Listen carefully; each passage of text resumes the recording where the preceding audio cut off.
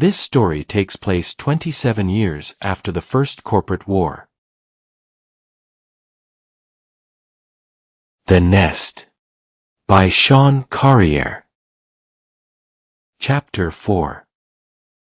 Since she was only a few doors down from Kyle's room, Laura would be the first to hear Colonel Drake's proposal. Laura greeted Kyle and the Colonel at the door, the wheel woman wrapped in her favorite bathrobe and with a freshly rolled joint between her teeth. Never one for formalities, Laura silently gestured for the two men to come in and pointed them to take a seat on one of the two beds. She then sat at the desk before baptizing and lighting her spliff. After taking a long draw, Laura pinched it between her thumb and forefinger and politely held it out for her two guests. Kyle didn't touch weed and Laura knew it, but Colonel Drake happily accepted. As the Colonel took a puff and sharply inhaled, Laura asked what their proposal was. Danny Blue escaped custody several hours ago. Kyle began. The Colonel here wants us to go get him. Kyle kept every statement to his team members short, sweet, and straight to the point. Laura took her joint back from the Colonel as she asked. Okay, where's Danny Blue at? And how much we getting paid to snag and bag him? $5 million is how much in... The Colonel said while exhaling, but then began to cough.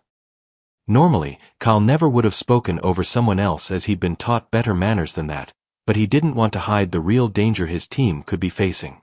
He's in the south end of the C-Zone, Laura. Danny Blue is inside the C-Zone.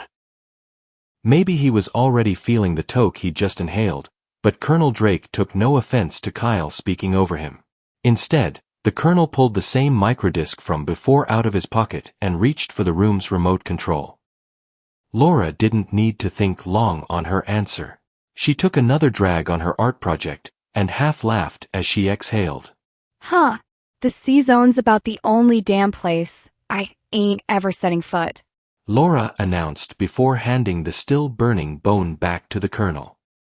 Kyle kept a cool poker face as he always did in front of his team, but he could barely contain the relief he felt at Laura's refusal.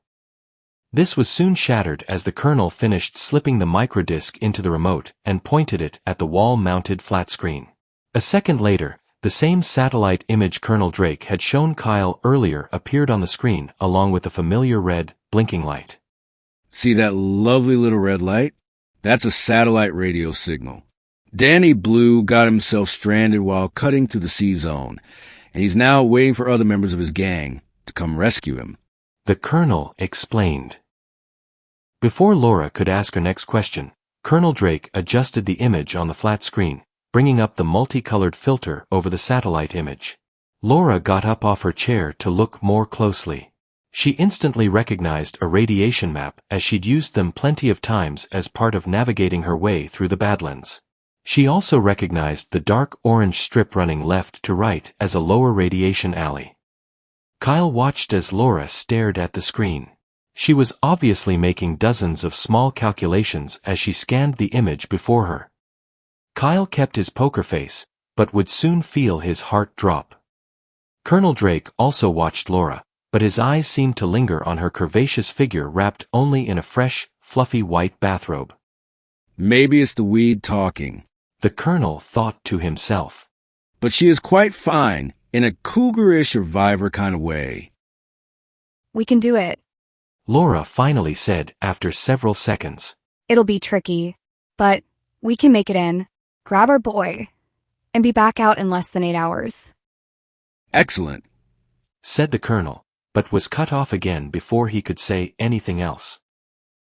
This time it was Laura who spoke over the Colonel. There's a problem, boys. If the winds shift, our precious little alleyway could get cut off. Then our asses would be trapped too. Kyle's spirits were raised at this new excuse to turn the mission down, but the Colonel had a counter-argument ready. Or you could just keep going straight on through to the other side of the C-Zone and circle back the long way around, Colonel Drake said. Laura took one more look at the flat screen, bit her lip, and finally blurted out the obvious. $5 million split 5 ways is just too damn good to pass up. I'm in. Kyle spoke before anyone else could. Don't start counting the money just yet, Laura. We still gotta run the idea past the others. Laura waved a hand dismissingly. It won't take them a whole lot of convincing. Laura then turned around and grabbed her jeans off of the dresser. Give me a minute to get decent, and we'll go find the others. She said as she grabbed a fresh shirt out of her duffel bag. Laura was so caught up with the plan, she almost forgot she wasn't alone in the room. Just before opening her bathrobe, Laura could feel Colonel Drake's eyes moving over her body. She told the boys to go wait outside.